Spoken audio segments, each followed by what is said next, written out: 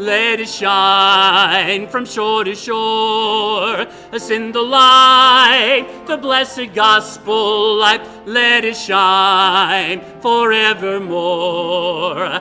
We have heard the Macedonian call today, send the light. And a golden offering at the cross we lay. Send the light, send the light, send the light, the blessed gospel light, let it shine from shore to shore. Send the light, the blessed gospel light, let it shine forevermore. Let us not grow weary in the work of love. Send the light, send the light. Let us gather jewels for the crown above. Send the light, send Send the light, the blessed gospel light, let it shine from shore to shore. Send the light, the blessed gospel light, let it shine forevermore. Let's go ahead and bow our heads as we open up our Sunday school time in prayer. And Grady, why don't you open us up in prayer, please?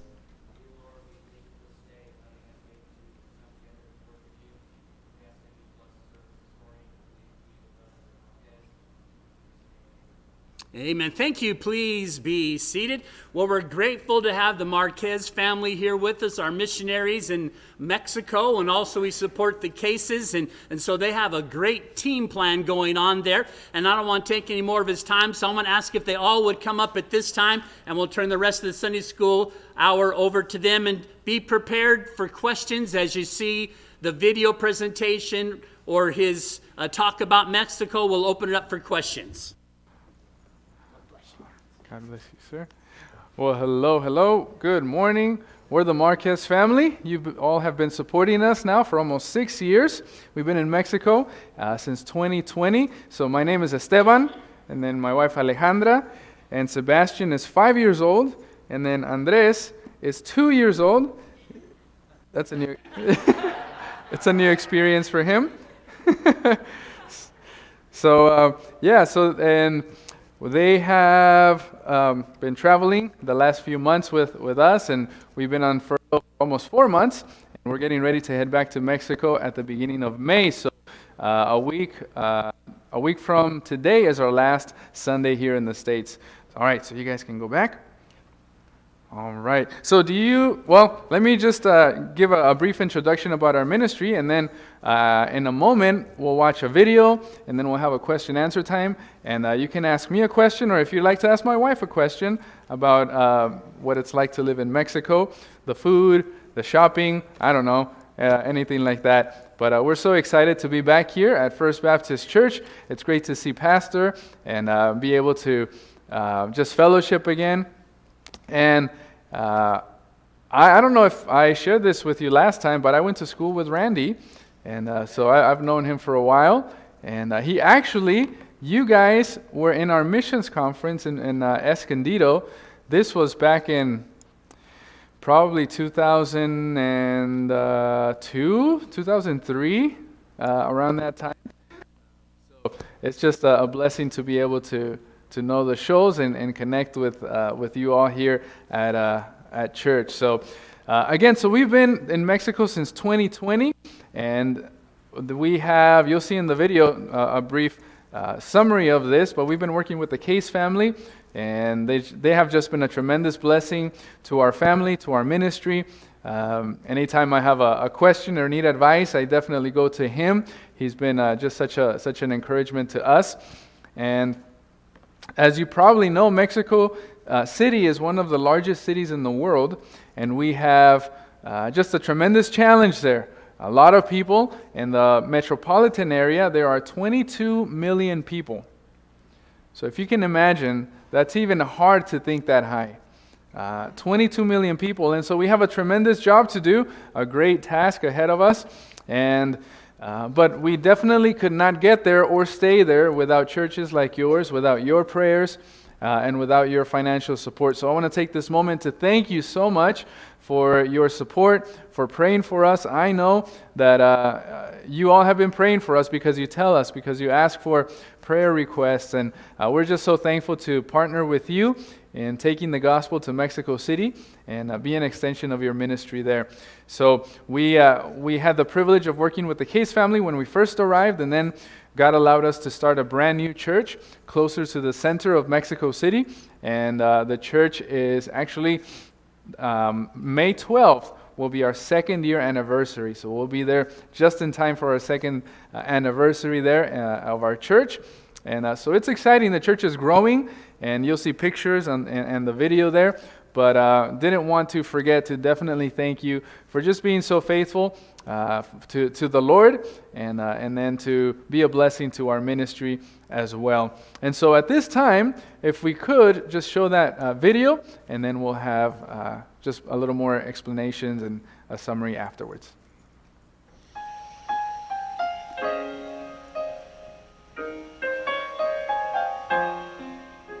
Hello, we are the Marquez family, your missionaries here in Mexico City. Thank you for taking the time to allow us to share with you a little bit of what God is doing here. We've been serving in Mexico City since February of 2020, and when we first arrived here, we began to work with Brother Ryan Case and his family in Xochimilco at God's Word Baptist Church in the southern part of Mexico City. We were able to help there with teaching Sunday school, teaching music, soul winning, discipleship, and also preaching. And then in the summer of 2021, God put in our hearts that it was time to start a brand new church more towards the center of Mexico City. We then found an office space which we converted into a place for us to meet. And in November of 2021, we started having Bible studies there. God began to work, and soon we had regular visitors and new believers attending. And then in May of 2022, we officially inaugurated the Iglesia Bautista Nueva Esperanza, the New Hope Baptist Church, and we had 2 people baptized that day. And it was at that time that the Case family joined us, and they've been a great blessing to us, to our family, and to our church. Quickly, our church began to grow, and by the end of August, we did not fit into that small office space, and so God opened the door for us to rent a bigger space, 150 meters square, and it felt much bigger. And God led us to begin a construction project here where we built walls, and we made classrooms, a nursery, a church office, and a small kitchen as well. And then in October 2nd of 2022, we were overjoyed as we began our first service here in this location. About 1 month later, we had our very first missions conference, and our church got excited about supporting missionaries and world evangelization. And we began supporting our very first missionary during our first missions conference. The church then began to grow and serve, and with growth came the need for new ministries. And so we quickly began a children's ministry, a teen class, a married couples ministry, a ladies ministry, a music ministry, and we continued to have people saved, baptized, and join the church as well. And then in May of 2023, we celebrated our very first anniversary, and God blessed tremendously. We had 5 baptisms, we had a family join our church, and we had a record attendance as well. Since our anniversary, we've continued to have new visitors, and they've continued to come, and we've seen many come to know Christ as their Savior. With many new believers came also the need to disciple them. So with the assistance of mature believers in our church, we began discipling them after church on Sundays, which has been a great success. It's been a tremendous blessing to do that. And as I'm sharing this with you now, we have again encountered a problem, but it's a good problem. We're once again in the need to find another place to meet, because the space where we are right now is too small now. It's no longer sufficient to meet our needs. And so we're praying about moving to a new location. It has been our joy to be witnesses of what God is doing here in Mexico City. And we're excited to see what God's going to do in the future and how He will continue to transform lives through the power of the gospel. We're so thankful we get to partner with you, and that we get to be an extension of your ministry here in Mexico City. Thank you so much.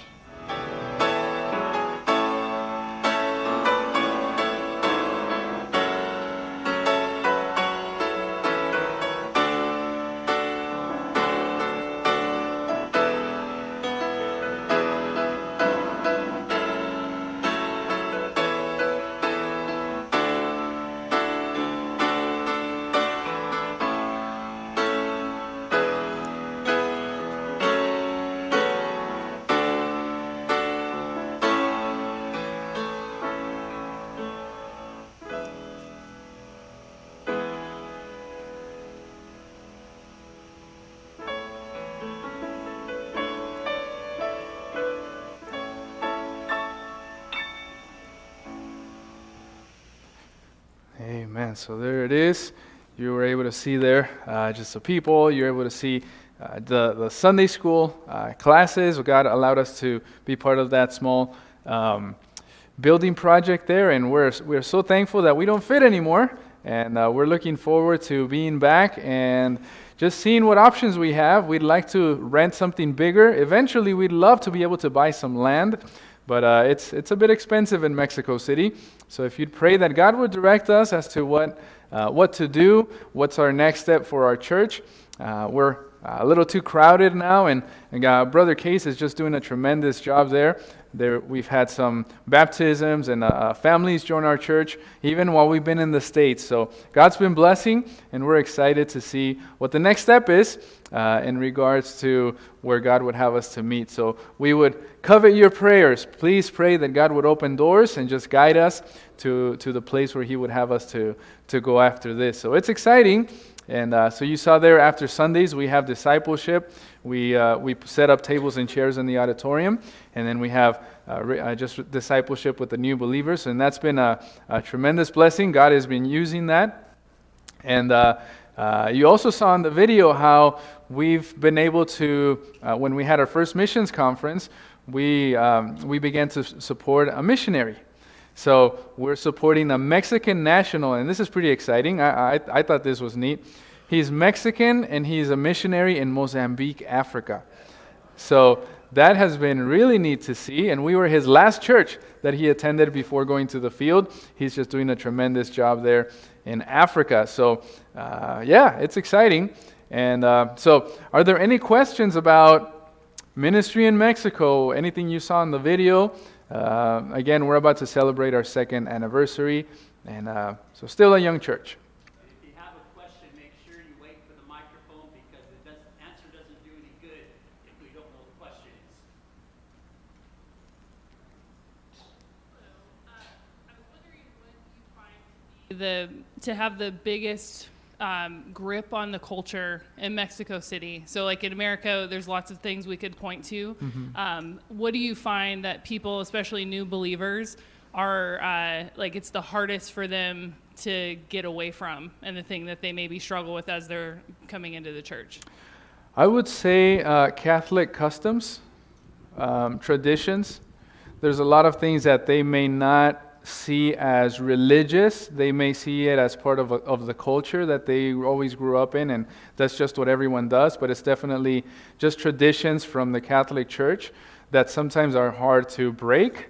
It can be images, an image of Mary. It can be the Day of the Dead, where they go and take flowers to their loved ones, in the grave, and just little things like that. That sometimes it's hard for them to leave, because to them that's just something cultural. They don't see it as, hey, I probably shouldn't do that, have images in my house, and have the candle next to the image, and once in a while pray to Mary, and they know, many of them, when they've been when they're new believers, they know that only Jesus can save them, but sometimes it's hard to separate those traditions. So yeah, good question.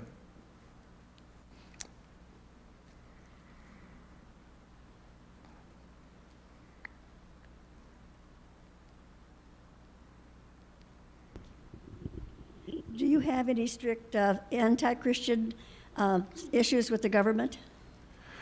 Thankfully, in Mexico City, we don't have big issues like that. Now, we have encountered some pushback with some paperwork that we needed to do. But overall, we haven't really had too many problems, just because Mexico City is such a large city, and you'll find all kinds of churches in Mexico City, people with all kinds of backgrounds, and so I think they're a little more open. And where you'll find more pushback is in the smaller towns, where the Catholic Church really doesn't want anyone else to come, and they control who comes in and all that. So thankfully, Mexico City, because of its size, we don't have as much of a problem. Yes, ma'am. This is a bit different. All the migrants come into our southern border. Do you know why they don't stop and live in Mexico City? All of the what? Migrants. The migrants. People coming flooding into this country. Well, there's a reason. there's stability, there's safety, and really all of us are immigrants, unless you're Native American. We all came here at some point. And why? Because of the promise of a better life, right? Now, there's a right way and a wrong way, right? And I think when people do that the wrong way, that's when we should say, hey, that shouldn't happen that way. But my family's here because we saw the promise of a better life, and we did things legally, and I'm thankful for that. So that's really what people want. They're looking for that American dream, and I don't think there's anything wrong with that as long as they do so the right way, the correct way. And so, yes, sir. What I would like to know is how far is the nearest city to Mexico City? The nearest city to Mexico City. Just to kind of put a little piggyback to the last question, I think the main thing is people need Jesus. There's a lot of people that have really found Christ here in the States. And God is using the United States to be, even though it's not a Christian nation anymore, but we still have a lot of churches that are doing their job and witnessing. And so some of our family members have been saved here in the States. So I'm thankful for that. The biggest city in next or close to Mexico City, I would say is, well, there's several. Mexico City, again, the metropolitan area kind of encompasses other smaller cities. But then we have one that's about 45 minutes to an hour away. Cuernavaca is a big city. And then that's to the south of Mexico City. To the east, we have Puebla, about 2 hours away. North, about an hour and a half, we have Pachuca, and to the west, we have Toluca. And so it's really within an hour and a half to 2 hours, you're surrounded by big cities. So I don't know if at one point they'll all be connected. I don't know, but it's definitely growing. Yes.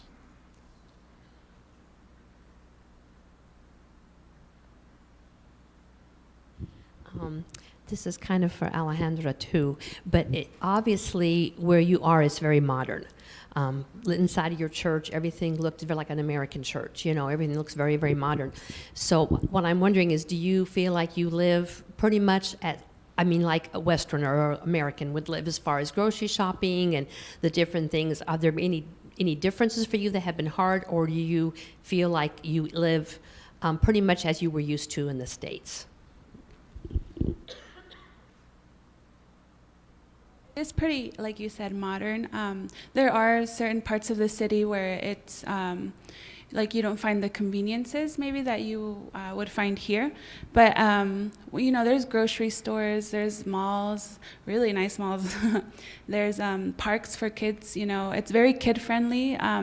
Mexican culture is very family-oriented, so everywhere you go, there's like playgrounds and things for kids to do. So I would say it's like not too different, if not maybe even better, because there's just a lot of options, for families. So. Mm-hmm. Yeah, it's interesting because it's so populated that the government really endorses and wants to help people that or places that are trying to open areas for families, and also green areas like parks. It's interesting where you see parks. There's park, like you would not think that it would be a park, but it's just a little corner, and maybe some parking lot or some area where they're trying to provide some space, for kids to play.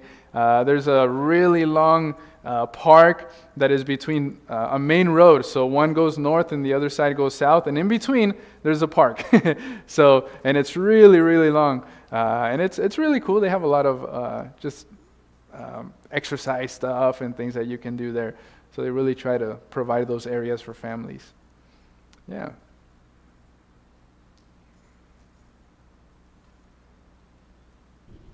With the Mexican culture being so family orientated, like in New Mexico, Texas, places here in the States, human trafficking with especially smaller kids is really scary. Do you have to deal with that down there?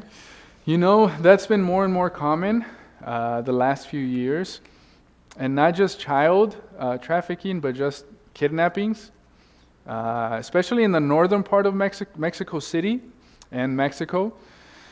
So, and it usually happens with someone that knows the family, you know, a friend of the family or something like that. But yes, it's been more and more common the last few years. I was going to say something and I completely forgot. It'll come back to me.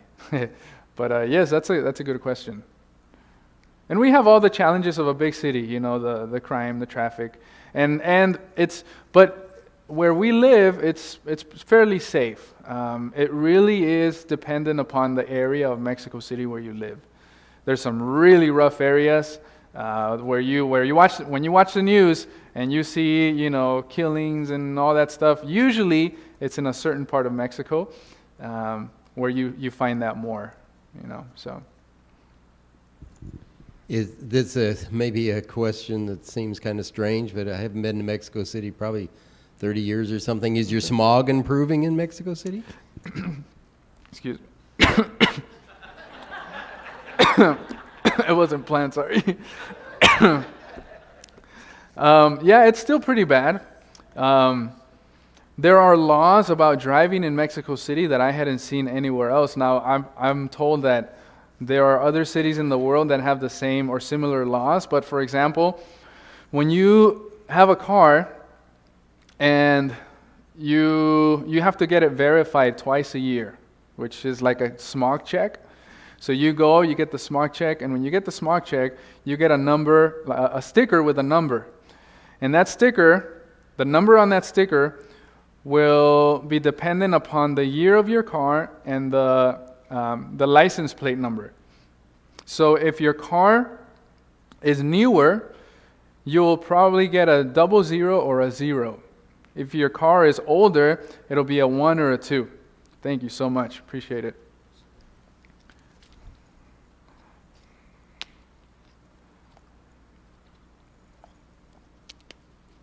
Thank you. So then, what number you get tells you what days of the week you can drive. So can you imagine that? And that is because of just the amount of people, the amount of cars, and the pollution. And so if you have, again, a newer car, then you have a 0, 00, you could drive most days of the year. You don't really have to, worry about that too much. But if you have a 1 or a 2, you constantly have to be checking the internet because the laws change all the time, and you might be able to drive like Monday, Wednesday, Friday, and every other Saturday, or Tuesday, Thursday, Saturday, and every other Sunday, or something like that. So you really have to know what the law is at that time. So yes, it's pretty bad. And then we have a volcano right there in Mexico City, well, the outskirts of Mexico City, that is very much active. So that really worsens the pollution. And then we're surrounded by mountains, and so there's a lot that goes into that.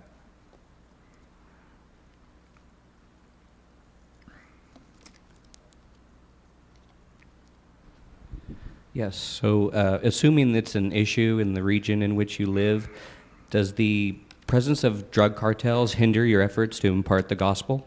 That's a good question. So drug cartels, you see that mostly in the northern part of Mexico, where it's closer to the border. Mexico City, I'm sure, there's stuff that happens, but you don't see it as much as you would in the northern part of Mexico. Like I said, mostly what we see is, I have a friend that is a missionary, and about a year ago he was held at gunpoint, and they're just trying to take his money. And so stuff like that it's not super common if you're in the safe area, but it's just the challenges of a big city. So, yeah. Is it hot there because of volcanoes was the question. It's really interesting, even though we're further south in Mexico City, we are at an elevation of 7,300 feet. So the temperature is really nice, actually. I thought it would be rainy all the time because that's what I had heard. And there's a rainy season, but the nice thing about the rainy season is that it rains usually between like 6 p.m. and 9 maybe, but during the day it's usually sunny. So you go to work, you come back, and then it rains when you get home, So it's kind of nice, even during the rainy season. So we don't have any drastic changes of temperature. The coldest we've experienced in 4 years has probably been 40 degrees, maybe a little bit lower than that, and then the hottest maybe 90. So it's really nice. We enjoy it. Let me ask a quick question also. Yes. In Cambodia, in Phnom Penh's 2 million people, a very small place. So anytime you had to leave your house to do like government business, it would take up your whole day. They would close at 11, then not open up again till 2. How do you navigate with that many people without it taking up a whole couple days to do one simple thing? Yes. Well, especially if you don't know what you're doing and you're just you say, well, I just need, I don't know, my birth certificate, or I just need this paperwork. And you go to the place where you're supposed to go, but if you don't have the right paperwork, or you don't have an appointment, they won't even see you. They'll tell you, okay, come back another day. Make an appointment. Oh, we'll bring this paperwork. Oh, it's not this specific paperwork. You need to do this. And so it's kind of difficult if you haven't gone through that process. But yes, even if you have an appointment, even if you have the right paperwork, you have to be ready to spend like half the day, in line or just waiting. And then another thing is just traffic. When we go out of the house, we plan it around traffic. So we're used to San Diego traffic. San Diego traffic is, it's from 7:30, let's say, to 11, and then from 3 to 7. Well, Mexico City, there's like a 1 hour window in between the day where you have, like between 11 and 12, where you're good, and then traffic goes on until about 9 p.m., 9:30 p.m. So, we definitely have to plan around that, and if we have to go out during traffic, we just have it in our mind, hey, let's listen to some music, relax, because we'll be here for a while, So, those are some things that we have to definitely plan for and think about.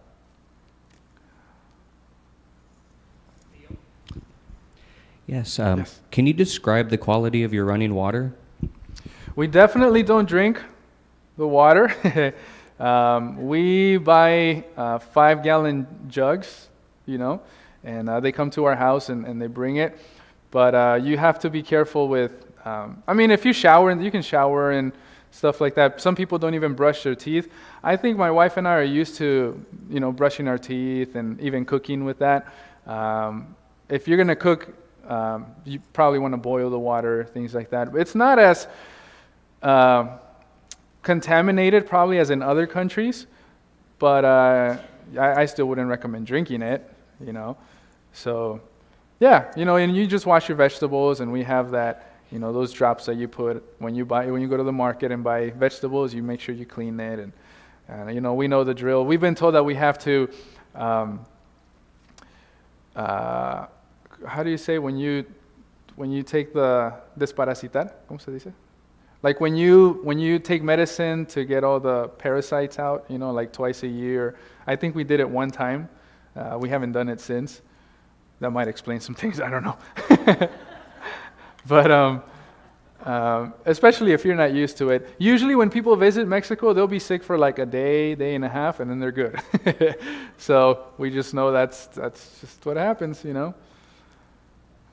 Yes, sir. Was there another question? Roughly how many teens do you have in your youth group? How many teens? We have about 15 teens right now, which is very exciting. When we have special youth activities, we'll have about 25. Sometimes 27 teens, because they're very excited about inviting their friends. Our teens are. So it's exciting. We usually, every activity, and we have an activity every 6 weeks, we have about anywhere between 25 and 30 teens there. We have a teen camp that we do every year. We do activities for Christmas. And so we try to really have a lot of activities for them. And we have a pretty good group. So we're thankful for that. Going back to your water system, Oh, are yes, you, sir. I'm an engineer, as you can tell, but going back to your water system, do you have permanent pressurized all the time water, or do you have to have storage at your home? Most houses have a container on top of the house, and they'll have a container on the ground, like underground. So the container underground is to fill up when there's water in the city, because some areas the water is you'll have water some days and some days you won't. So when there is water, you fill up your tank, and then you have a pump that takes it up to the roof. This is the average, or the usually what the people have there. So you have a pump that takes it up to the roof, to the container on the roof, and that's your pressure. When it comes from the roof to your bathroom, that's as much pressure as you have. Now, you can install a pump on the roof that gives you some pressure to your like your showers and things like that. Some people do that, some people don't. So we don't have that in our house. We probably should, but yeah, that's kind of how that works. You just go off gravity. So.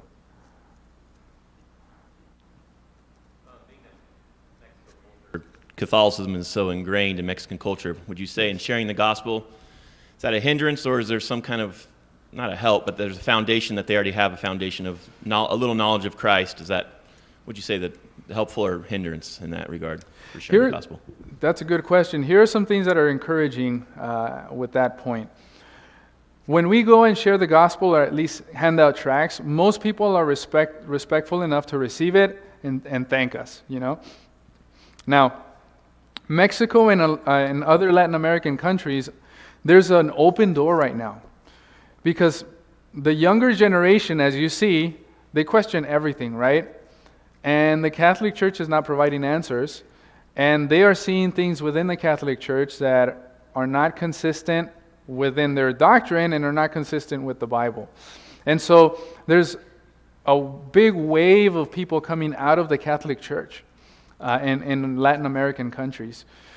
Now what's happening is they're coming out of the Catholic Church, but they're not going anywhere. They're just kind of tired of it, tired of the traditions, and they're living their own life, and they wouldn't say they're Catholic anymore, or they would say just to get people off their back, but they don't really attend church. They don't really practice their faith.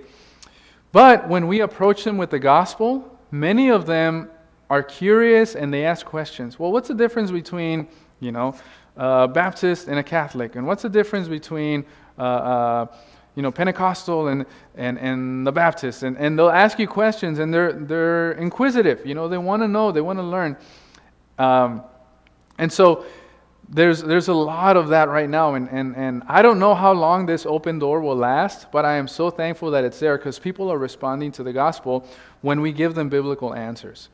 So it's exciting to see that, and God has blessed our ministry, and I believe because we have ministered in that way and tried to provide answers for people, even in the middle of COVID. We started the church in the middle of COVID, but there's always people that are looking for answers. There's people that are trying to find something that they can hold on to, that they know that is truth.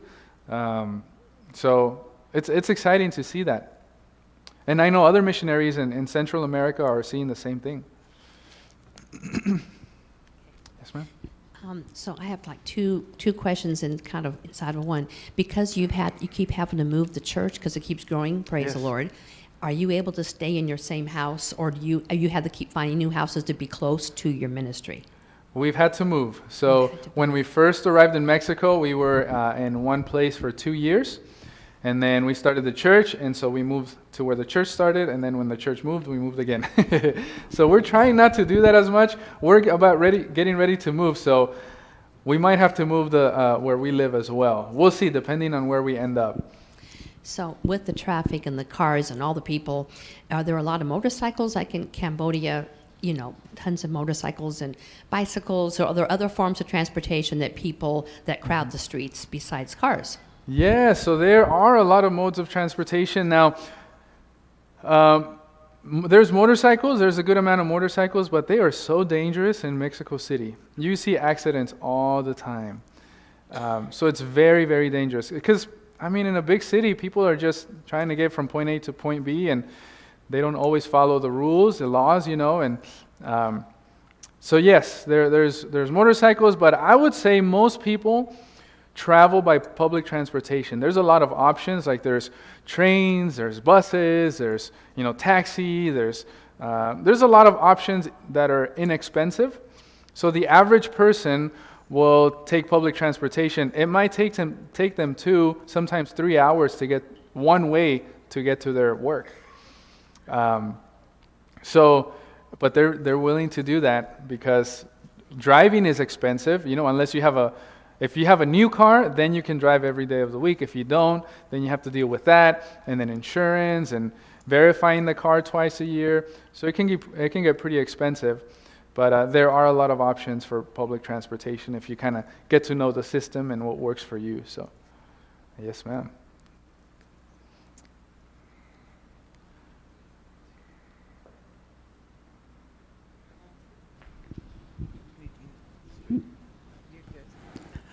I'd like to know about the teen program. Do you ever get to take them like we take children to Hume Lake? Do they ever get out of the city? Well, we have, let's see, what have we done? We did a camp last year where we went about an hour outside of the city. It was a Christian camp, but I organized everything. I organized the games and the devotionals and everything. So we did that. This year, I'm taking the teens to a camp about 4 hours outside of Mexico City. It's a big, kind of, if you're familiar with the Wilds, kind of that type of ministry where it's a year-long or year-round activities for teens, kids, adults, singles and all that. And the Missionary started that ministry. So we'll be doing that this year. And then we'll see what other options we have. But yes, teens enjoy all that, experience going out and the traveling and all that. So they're excited about that.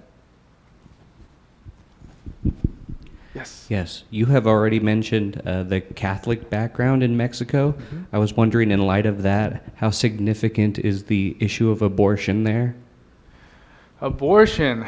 The average Catholic, which is the average Mexican, but then again, that's changing. Within the Catholic Church, abortion has always been wrong, but lately, that's been changing a lot. And so there's a lot of people that are for it. And I would say, now I haven't done a study on this, but I would say the country's probably about 50-50 right now, the country in general. So that's about where we are. And Mexico, as the rest of the world, many countries take their cues from the U.S. What the U.S. does is what they follow, the good things and the bad things. So that's kind of where Mexico is right now.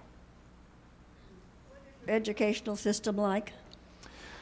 It's actually the public educational system is pretty advanced. Mexico City has very, very good schools, very good universities. People from all over the Spanish-speaking countries come to Mexico City specifically to study. And so if you study in certain universities in Mexico City, they'll really accept it, and it'll open doors for you in other parts of the world.